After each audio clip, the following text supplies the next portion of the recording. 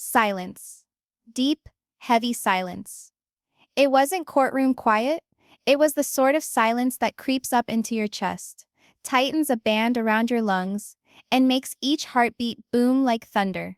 You could hear the distant hum of the overhead fluorescent lights, the nervous shuffling of the bailiff in the back, and then, thud. The gavel descended, sharp and final. All rise. The whole room stood. Scores of eyes moved. Not to the judge, not to the lawyers, but to a single woman.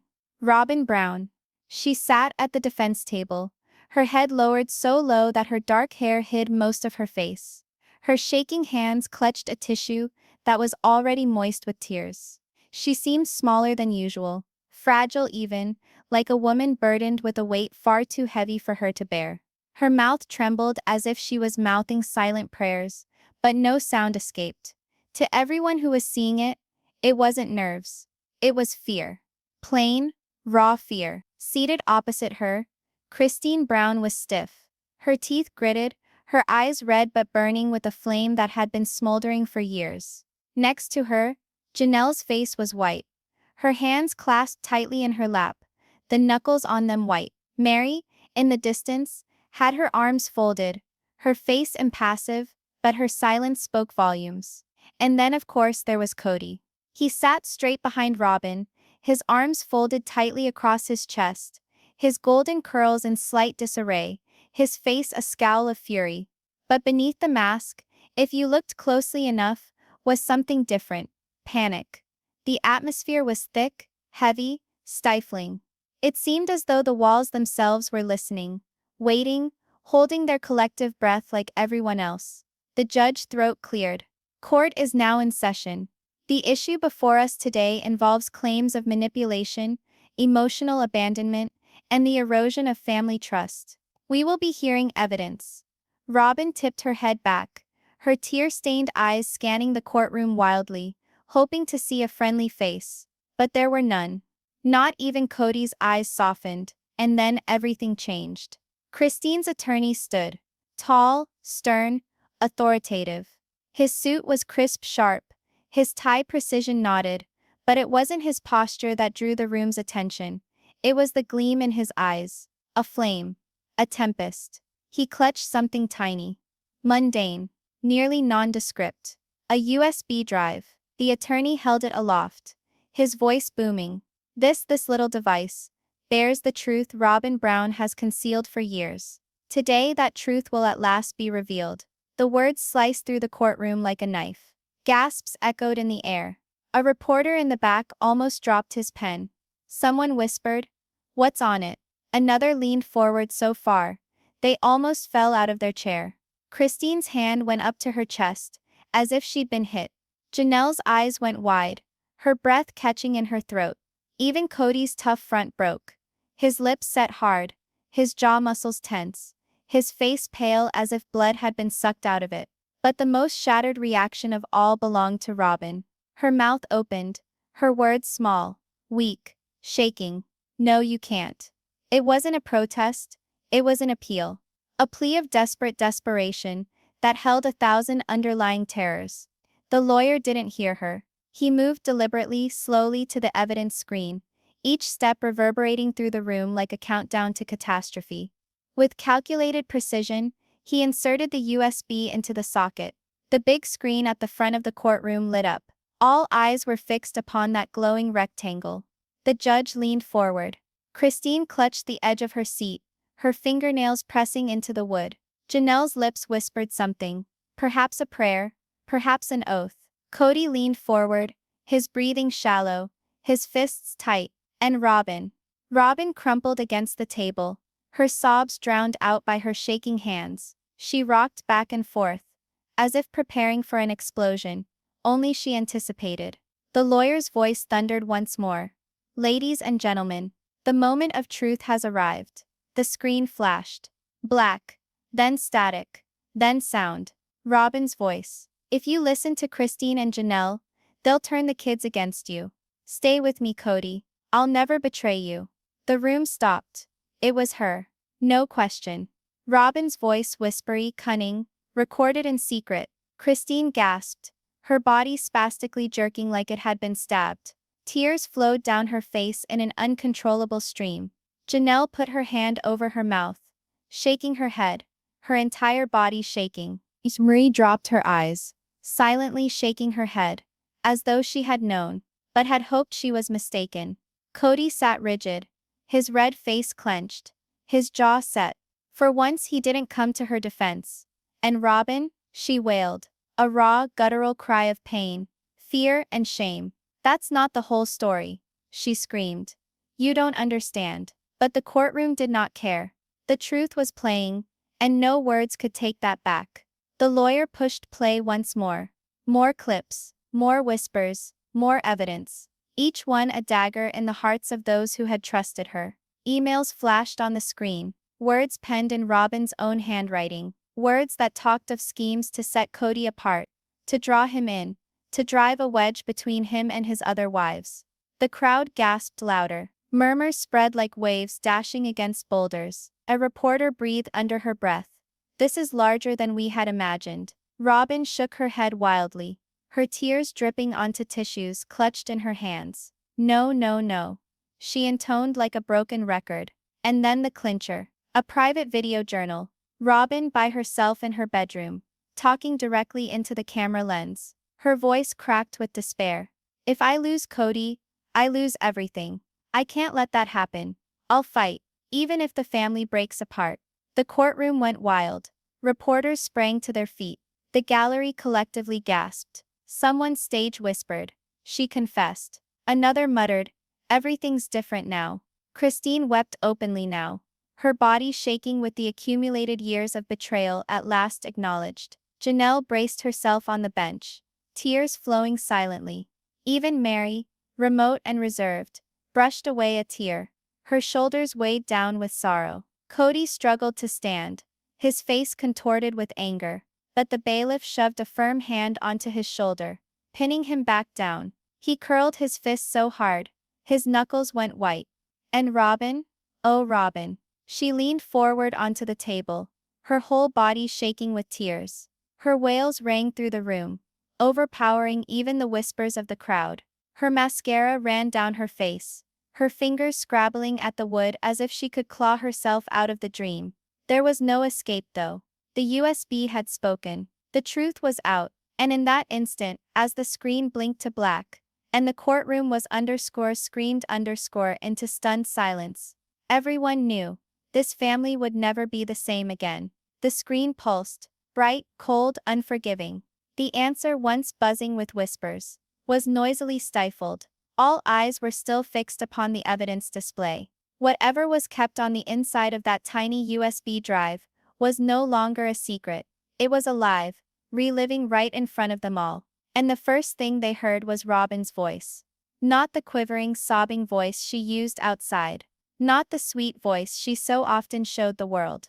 No, this was something else. This was cutting, underhanded, planned. If you listen to Christine and Janelle, they'll turn the children against you. Remain with me, Kody. I'll never betray you. The words cut through the room. Christine gasped, the raw, anguished sound, as if wrenched from her chest. She clutched the wooden bench in shaking hands, her nails driven deep into the smooth surface. For years she'd suspected manipulation, hushed words, silent poison.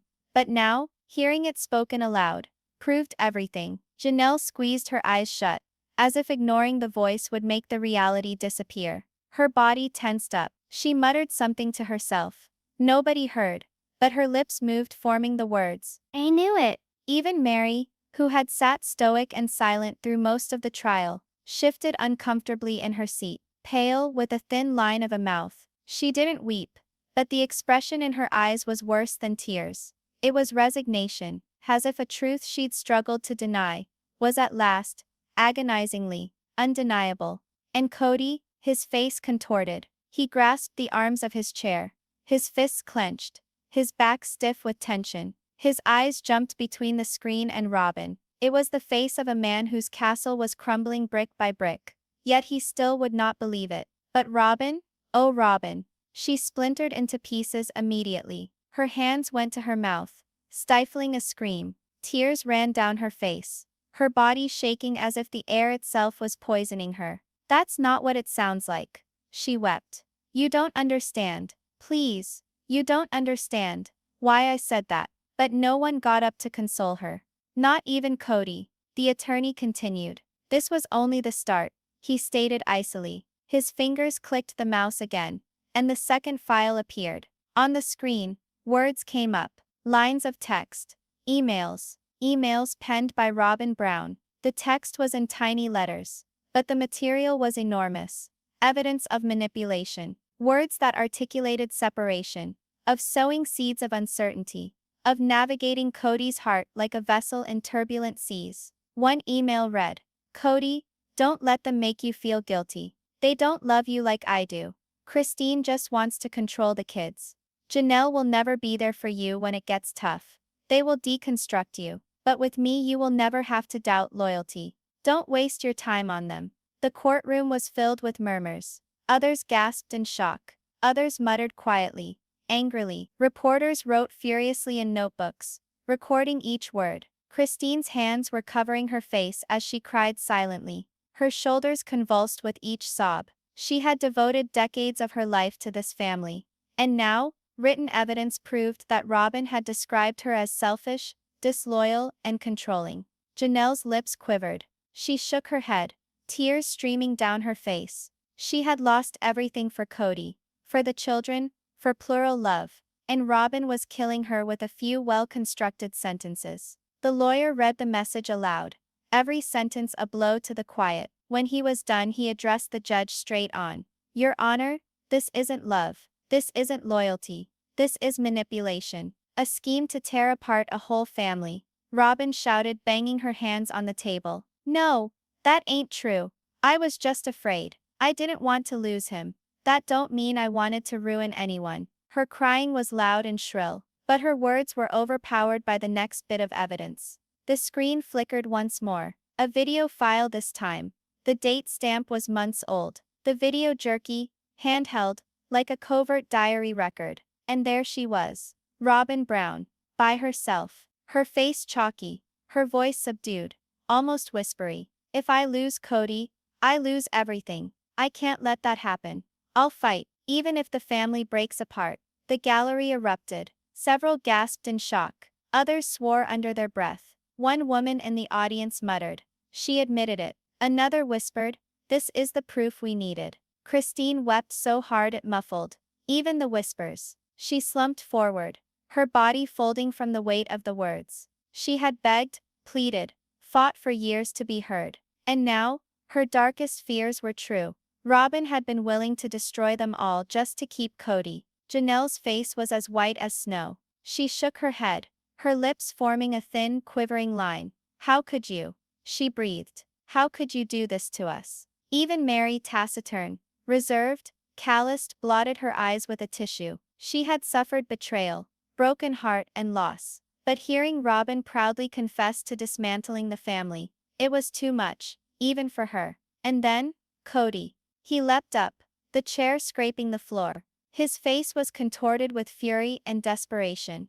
"This is out of context," he bellowed. "You don't see. Robyn loves me. She's the only one who ever stuck by me." The judge banged the gavel. "Mr. Brown, sit down. One more interruption and you'll be taken from this court." Kody sat back down, heaving for air. His face flushed. His stand-up for Robyn, however, made matters worse. The gallery muttered louder, shaking their heads. To them, it was evidence, that Kody was blind, under the control of the weight of Robyn. Robyn groped for Kody's hand, her body shaking, but he did not take it this time. He sat stiff, his jaw clenched, his breathing shallow. For the first time, even Kody seemed unsure. The attorney addressed the judge again. "This USB is not only evidence, it is confession." Robyn Brown admitted she was willing to ruin this family if it meant holding Kody Brown for herself. And in doing so, she has left a trail of broken hearts, abandoned children, and shattered trust. The courtroom fell silent once more. All that was left was the noise of Robyn's crying, loud, uncontrolled, desperate. She buried her face in both palms, rocking back and forth like a child. No one reacted. Not Christine, not Janelle, not Meri. And definitely not Kody. The truth was out. The USB had spoken, and the family once held together by love and sacrifice, stood in shambles, gazing upon the fragments of their shattered life littering the floor of that courtroom. The courtroom was in shock. The USB had already brought devastation. Robyn's whispers, her emails, her personal confession, the proof was clear. But the judge wasn't done. He rested forward, his voice steady but authoritative. Mrs. Christine Brown, do you want to testify? Christine paused. For a second, she stayed frozen, fingers gripping the bench so hard that her knuckles whitened. Her chest lifted and fell with ragged gasps. All eyes were on her, waiting, watching, anticipating. She slowly stood up. Her legs shook, but her heart drove her on. She made a couple of steps towards the witness stand, her dress flowing, her hair cascading gently down her shoulders. Standing before the court, she wasn't merely Christine Brown. She was every wife, every mother, every woman betrayed. Her eyes were puffy, her lids red from crying, but in them was a blaze that would not be extinguished. She rested her hand on the Bible, took her oath, and then looked up at the judge. The silence was agonizing for a second. All that could be heard was her trembling breath, weighed down by the years of suffering. And then Christine spoke. "Your Honor, court members, and my loved ones," she began, her voice shaking. "For years I held this pain in silence. For years I talked myself into believing. Perhaps I was the one at fault. Perhaps I was dreaming. Perhaps I was the issue. But today the truth has been exposed. And I can no longer remain silent." Christine directed her gaze at Robyn. They weren't brimming with anger. No, they were brimming with something much worse. Heartbreak. "Robyn," she whispered, her voice breaking, "we opened our arms and received you into this family. We trusted you. I trusted you. I thought you desired what we desired. A family based on love, respect, and harmony. But instead, you took what we built and destroyed it to its core." Robyn wept into her hands, shaking back and forth. But Christine persisted. "You told Kody that I was controlling, that I didn't care about him, that I wanted to turn the children against him. But Robyn, you know the truth. I begged for his time. I begged for him to show up for our kids. I prayed every night that he would see them, hear them, love them. And what did he do? He selected you, not because you loved him more, but because you poisoned him against us." Her voice increased in power now, louder, echoing in the hall. "My children cried themselves to bed, wondering why their dad didn't come. They asked me, 'Mom, why doesn't dad love us anymore?' And what could I say? What could I say to them? That their dad was too busy to love them? No, the truth is worse. The truth is that you convinced him we weren't good enough for his love." The words sat heavy in the air. Christine spun, her gaze sweeping the gallery. "This is not only about me. It's about all of us. It's about Janelle. It's about Meri. It's about every child who was left behind, due to this poisonous game. And it's about Garrison, my sweet Garrison, who needed his father more than ever. And instead, he got silence." Her voice broke. She covered her mouth, trying to catch her breath, but tears streamed freely down her cheeks. The courtroom sniffled. Even strangers in the gallery wiped their eyes. Christine gathered herself, inhaling deeply, then looked back at Robyn. "You say you did it because you were scared of losing Kody. But what about us? What about me? I lost my marriage. I lost the father of my children. I lost the dream that I had worked decades building, all because you couldn't stand to share him. You say you craved love, Robyn. But love doesn't break up families. Love doesn't turn a husband against his kids. Love doesn't whisper venom in the shadows." Her voice boomed now. "You did not desire love. You desired possession. And you received it. But stand around you, Robyn. What is left? A shattered husband. Alienated children. Wives with tears. A shattered family. Was it worth it?" Robyn shook her head wildly, sobbing. "No, that's unfair. That is not true." But her voice trembled with guilt, and her tears betrayed her. Christine's eyes softened, not with forgiveness, but with sorrow. "I don't despise you, Robyn. I feel sorry for you. Because one day, when the lights go out, when the cameras are away, when even Kody gets tired, you will sit all by yourself with your memories. And you'll see that in holding on to one man, you lost a whole family." The room was still. Nobody moved. Nobody breathed. Christine then faced Kody. Her voice trembled, but her words were firm. And you, Kody, you allowed this to happen. You allowed her words to cloud your mind. You allowed her to draw you away from your children, away from your wives, away from your own blood. You left us, not because you didn't have the option, but because you took the easy way, the way where you were worshipped, flattered, and never questioned. But at what cost? You lost us. You lost them. Red in the face, Kody opened his mouth, but nothing emerged. His lips shook, his chest rose and fell, but he did not make a sound. For the very first time, he had no comeback. Christine's tears streamed harder now. I loved you, Kody. I gave you everything I had, and you discarded it. You allowed her whispers to mean more to you than my years of devotion, my kids' love, my sacrifices. And now, there is nothing more to say. The courtroom remained silent, stunned. The air seemed heavy, thick with sorrow. Even the judge's stern face relaxed, his gavel lying still in his hand. Christine dried her tears, her voice only a whisper now. This is not a trial of Robyn Brown. This is a trial of betrayal, and the jury's already reached their verdict in our hearts. She retreated from the stand, shoulders trembling, face smeared with tears. She faced the gallery, and Janelle jumped up immediately, moving to envelop her in a hug. The two women clung, their weeping commingling, pain shared. The judge thumped his gavel, audibly affected. Mrs. Brown, thank you for your testimony. You may step down. Christine nodded faintly, and walked back to her seat, her head held high, despite her tears. And as she passed Robyn's table, she paused for just a moment. She looked down at Robyn, still weeping into her hands, and whispered so softly, only she could hear, "You may have taken Kody, but you'll never take our truth." Then she walked on. The courtroom was silent, but the intensity of her words hung in the air like smoke from a fire. Christine had spoken, and her truth had hit harder than any evidence, any email, any video. Robyn sat shattered, Kody sat stone still, and the world finally saw, this family wasn't just broken, it was destroyed. The courtroom was still shaking with Christine's words. Her testimony had been a tempest, raw, angry, and indelible. There were still wiping away tears, the silence heavy with emotion. But then came the judge's voice. "Mrs. Janelle Brown, would you like to speak?"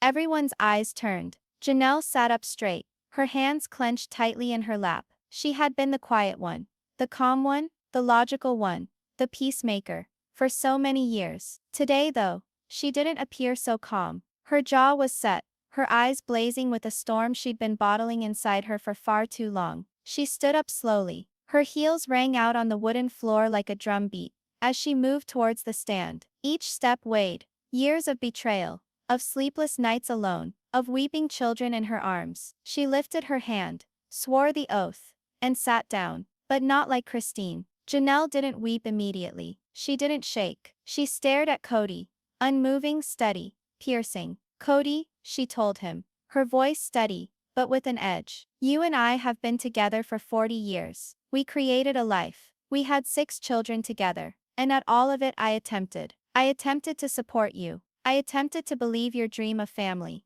I sacrificed, I compromised. I gave up parts of myself, because I believed in us." Her tone grew cold. "But while I was creating a family, you were destroying it." Kody shifted uncomfortably, his lips compressing to a thin line. Janelle leaned forward, her voice cutting. "You left our children, Kody. Not strangers, not distant relatives. Your children. They needed you. They pleaded for you. They wept for you. And where were you? At Robyn's house. Always at Robyn's house." Her words cut like arrows. "My boys, our boys. Garrison, Gabriel, Hunter. Do you know what they used to say? They said, 'Mom, Dad doesn't care about us anymore.' Do you know what it feels like to hear that? To hold your child while they sob because their father won't show up? To wipe away their tears, knowing the man who should love them most has chosen someone else?" Her voice was shaking now, her facade breaking. "You shattered them, Kody. You shattered their spirits. And you shattered me." Gasps filled the courtroom. Kody began to open his mouth to defend himself, but Janelle cut him off with a sharp gesture of the hand. "No, don't you dare attempt to interrupt me. For once in your life, you are going to sit there and listen. You are going to hear the truth that you've avoided for years." Kody went stiff, his lips snapping shut. His gaze flicked to Robyn, but she was looking away, refusing to meet his eye. Janelle's voice did become stronger, steadier. I stood by you during money troubles, during chaos, during relocations, during heartbreak. I stuck with you when everyone else abandoned you. I believed in you. But what did I receive in return? Neglect, broken promises, and worst of all, you gave my children anguish that can never be erased. Her eyes were brimming with tears now, but she refused to glance aside. You weren't there when Garrison called, sobbing, saying he was invisible. You weren't there when Gabriel pleaded with you to attend his graduation. You weren't there when Savannah waited at the window for her daddy to arrive, only for him to never appear. You weren't there. You declined to be there. Her anger kept her going despite the cracked voice. And when the pandemic hit, when the world was crumbling, what did you do? You used it as an excuse to seclude yourself with Robyn while the rest of us struggled. You created rules that didn't work, rules that dismantled us. And when we asked you to just be present for your kids, you said no. Do you know what that did to them? To me. The courtroom hung in silence, weighed with truth. Janelle brushed a tear from her cheek, but did not waver from Kody's eyes. You spoke of family all the time, Kody. You preached about togetherness, about love, about fidelity. But when it counted most, you let every one of us down. And you let your children down. The very ones that needed you most. She spoke softly, now shaking with emotion. I can forgive you for abandoning me, Kody. I can forgive you for loving someone else more than me. But I will never forgive you for leaving our children behind, for making them feel unwanted, unloved, invisible. No father should ever do that. The words are like razor blades. Kody's eyes were white, his lips quivering, but he still said nothing. His hands curled around the tabletop, so tightly that his knuckles whitened. Janelle gasped, her shoulders swaying and falling. Then finally, her voice cracked totally. Do you know what Garrison told me, Kody? He told me, Mom, if I was more like Robyn's kids, Dad would love me. The courtroom gasped. Even the judge changed positions uncomfortably, his eyes flicking in Kody's direction with silent disapproval. Janelle's tears streamed freely now. He thought he wasn't worthy of his own dad's love. And you let him think it. Do you see what you did? Do you see it now? Her voice hardened to steel again. You let him down. You let them all down, and nothing you ever say can make that go away. Kody's lips finally parted, his voice cracking for the first time. Janelle, I didn't know. Janelle slapped her hand on the witness stand, the sound booming like thunder. No, Kody, don't you dare deny it. You knew. We warned you. I warned you. The children warned you. You paid us no mind because it was easier to accept Robyn, easier to remain where you were worshipped. But you knew. Deep down, you knew. You chose to turn a blind eye. Janelle's breathing was labored now, her chest expanding and contracting with each quivering breath. She gazed at him a final time, her voice sinking to a whisper that still rang out across the room. Loyalty is not about control, Kody. Loyalty is not about choosing one and leaving the others behind. Loyalty is being there when it counts. And you weren't. You never were. The courtroom remained in stunned silence. Even Robyn's sobs had subsided. Christine clasped her hand over her mouth, her eyes brimming with new tears. Meri stared down at her hands, speechless, shattered. Janelle rose up from the stand,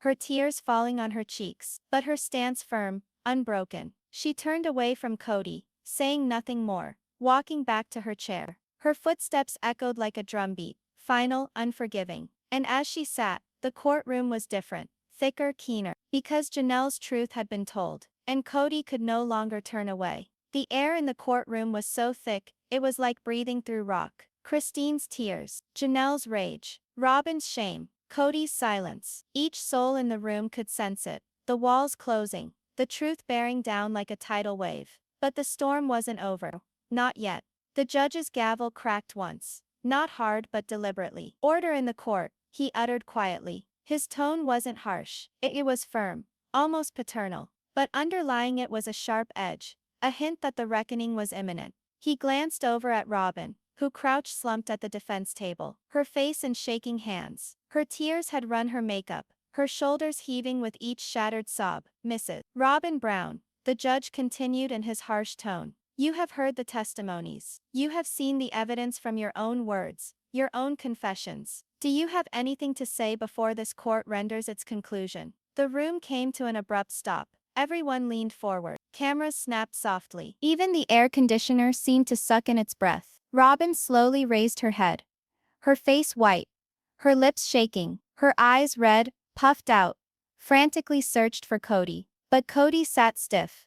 His eyes fixed on the floor, refusing or unable to glance at her. Her voice broke as she spoke. I didn't mean to hurt anyone. I was scared of being left behind. Scared of losing the man I loved. I thought if I clung tighter to him, if I made him realize I was the one who cared, he wouldn't release me. Her tears flowed more quickly, dripping onto the table. But I see it now. I see what I did. I broke them. I broke this family. And maybe I broke Kody too. Gasps were heard. Christine balled her fists. Janelle shook her head. Meri turned away, not wanting to see. The judge's eyes narrowed. Fear does not justify destruction, Mrs. Brown. You used your fear as a tool that broke this family irreparably. That is not love. That is control. Robyn collapsed, weeping into her hands. Once more. But then the judge's eyes changed. To Kody, Mr. Kody Brown, the judge stated firmly. You have sat in silence as women who shared their lives with you unloaded their pain.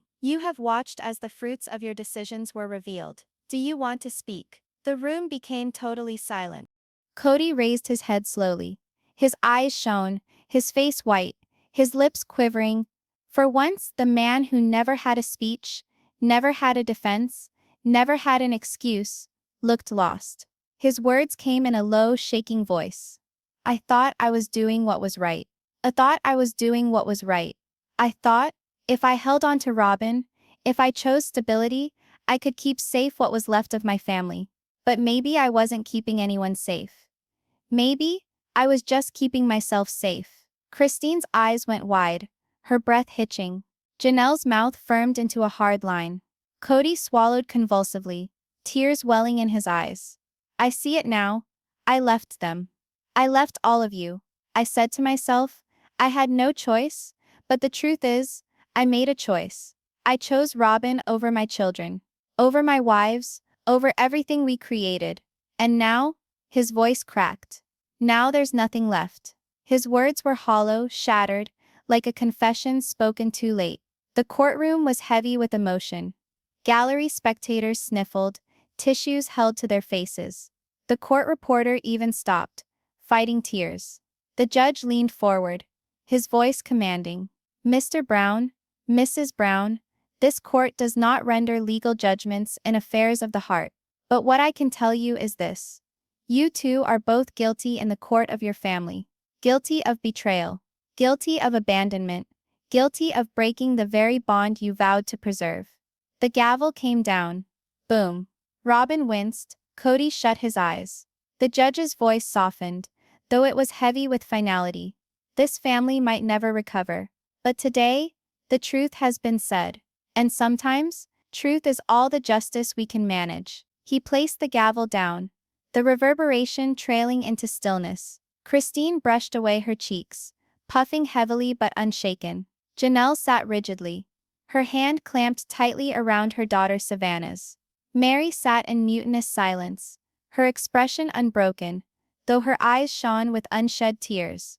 And Robyn fell over the table, crying hysterically, her body convulsing, as if the truth had just broken her. Kody spun, his eyes at last encountering the faces of his wives. He extended an arm as if to speak, but no one budged, no one came back toward him. He was isolated, utterly, completely isolated. The silence was unendurable. Then Christine rose. Slowly, deliberately, she turned, her voice firm though gentle.